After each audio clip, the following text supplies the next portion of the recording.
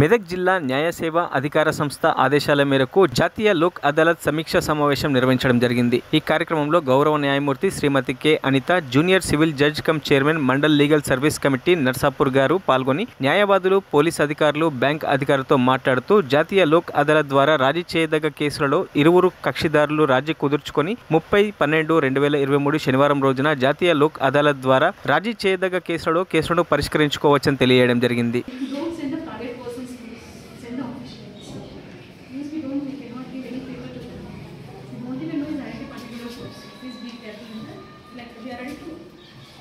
Solve your problems immediately. Directly you can approach police. Not to the staff members to be right on the time.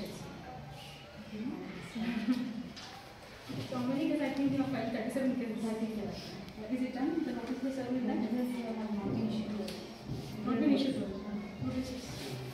Ready now?